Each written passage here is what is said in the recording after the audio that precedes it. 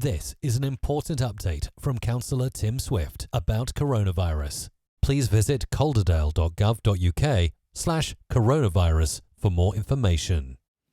Hello and welcome to my latest update on some of the things that are happening in Calderdale and that we're doing as we help to keep our communities safe through this crisis caused by the coronavirus. Could I start by wishing a happy, healthy and safe Ramadan to our Muslim colleagues, neighbours and residents.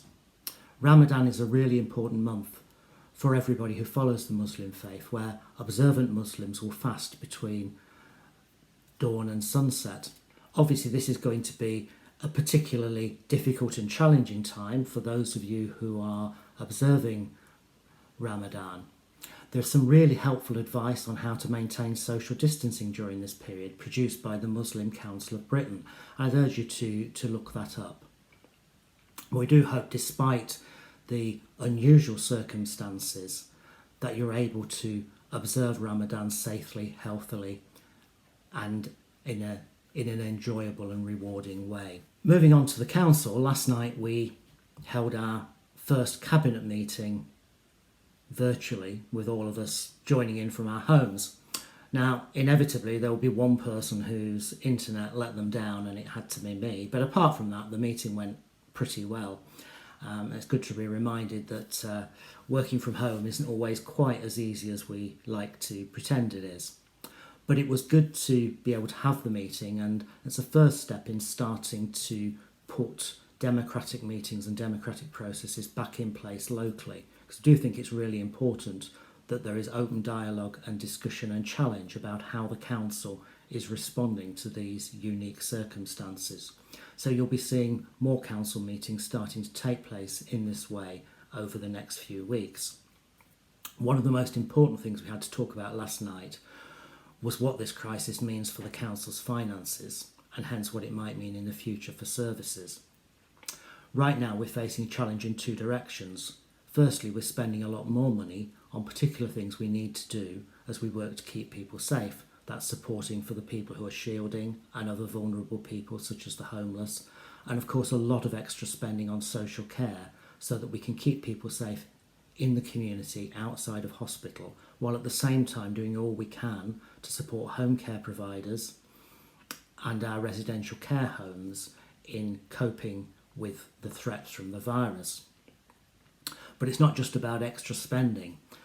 The council's income from leisure services and from parking has plummeted, and we're starting to see reductions in our council tax income and in our income from business rates. And as the crisis goes on, we expect that will continue. So less money coming in, more money coming out clearly creates some problems. Now the government has provided some additional support for councils, and we received an initial £6 million recently. There's been a second tranche of support promised, and we're just waiting to find out what Calderdale's share of that will be. But at the moment, Office's best estimates is that if the lockdown continues and as the pressures on our budget continue, the gap's going to be about £36 million. Put that into perspective, that's about 1/5 of the council's net budget, so it's a very substantial challenge, and the help so far clearly only covers a fraction of that. Right now we're looking at managing those finances as carefully as we can, but as we move forward we'll clearly have to look at what that might mean for services as we wait for more clarity about how the government's going to help local councils like Calderdale cope with these challenges. What I'll promise at this point is we'll make sure that there's as much information shared and as much public discussion about this so people understand the pressures we're facing and the steps that we're going to take. Finally, I know there's been some people asking on social media and other areas why the council's household recycling sites are closed. I want to put that into some context about what we've been doing to manage household waste during this period.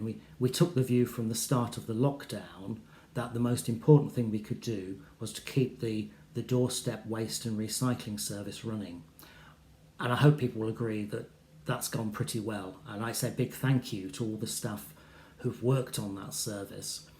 The service has not only continued but has coped with much greater volumes of both general waste and recycling than normal, and those levels of course are continuing. So at the start of the lockdown we closed the household waste sites for two reasons. That was one of them, so that all the staff could concentrate on the doorstep waste, but more importantly of course because the government gave very clear guidance that people should only leave the household for essential reasons, and going to waste sites wasn't one of them. Now there's a lot of discussions going on locally and nationally about how we can start to reopen waste sites and other things we can do to help households who generally have been really good about managing and coping with waste during this period. So we are looking at options for a phased reopening of household waste sites alongside other measures such as reintroducing the garden waste collection for those who subscribe to it, and we'll be putting out more details about this over the next few days. In the meantime, I want to say thank you to everybody who's been responsible, who's recognised that these are unique situations, that we need people to manage their waste and look after it on their own premises. Sadly, we have seen a tiny minority of people who've used this as an excuse for fly tipping.